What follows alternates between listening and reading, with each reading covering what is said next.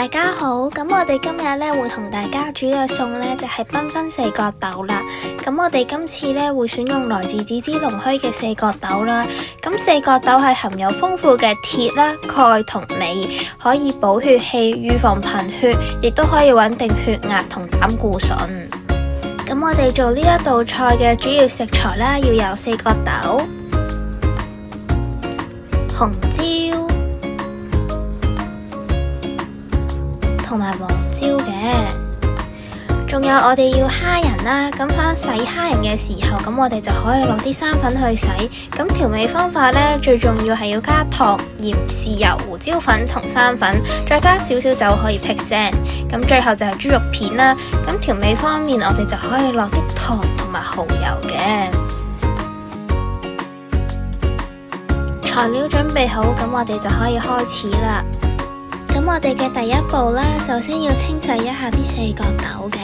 咁我哋洗嘅時候呢，都可以加少少鹽一齊洗啦。然之後呢，就放喺一個盤嗰度備用。去到第二步，咁我哋就可以準備煲水去焯一焯啲四角豆。咁大概要4至6碗水。咁我哋呢，就可以用中火啦，或者大火去煲嘅。煲嘅時候，我哋都可以加少少鹽啦，同埋少少油一齊落去煲嘅。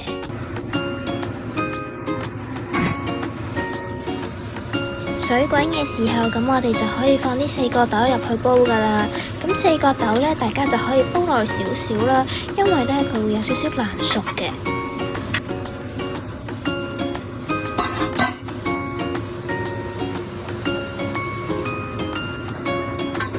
咁大概煲3至5分鐘啦，見到啲四角豆轉到去翠綠色嘅時候呢，咁我哋呢就可以準備停一盤冰啦。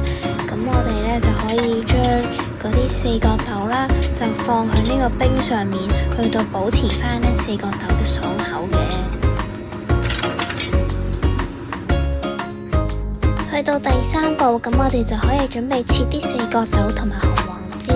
咁首先呢，就係四角豆啦，咁我哋可以呢將每一個四角豆啦都切成呢3至4段嘅。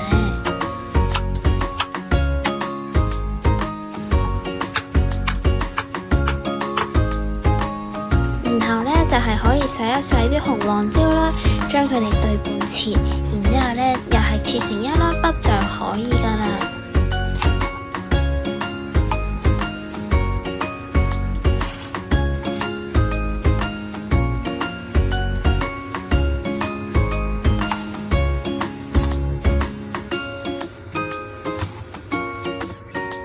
因為青椒咧都可以生食嘅，如果想擺盤靚啲呢，咁我哋可以留起幾對對半切嘅青椒。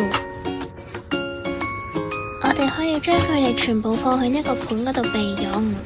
咁嚟到第4步啦，咁我哋呢就係將嗰啲豬肉片呢切成一細細塊呢，咁就可以噶啦。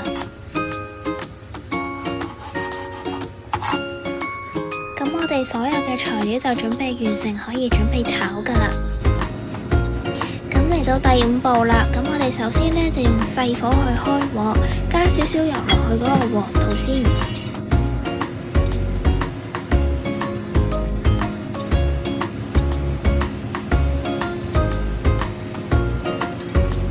咁當個鑊開始熱嘅時候，咁我哋呢，就可以放嗰啲豬肉粒啦，放入去嗰個鍋嗰度開始炒。咁我哋一直維持住一個細火去炒呢，咁就得噶啦。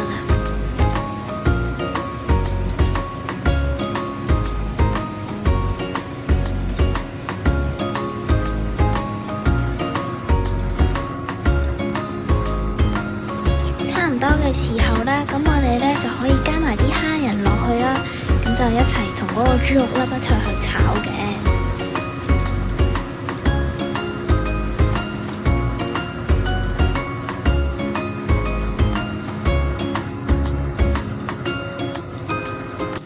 咁等啲蝦仁呢轉咗顏色之後呢，就可以將佢哋呢全部呢就放喺一個碗嗰度備用。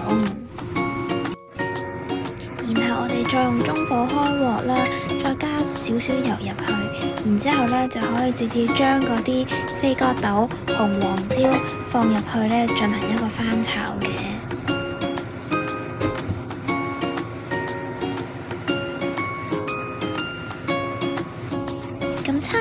時候，我哋都可以將頭先預備好嘅蝦仁同埋豬肉粒呢，都放入去呢一個鑊嗰度一齊炒。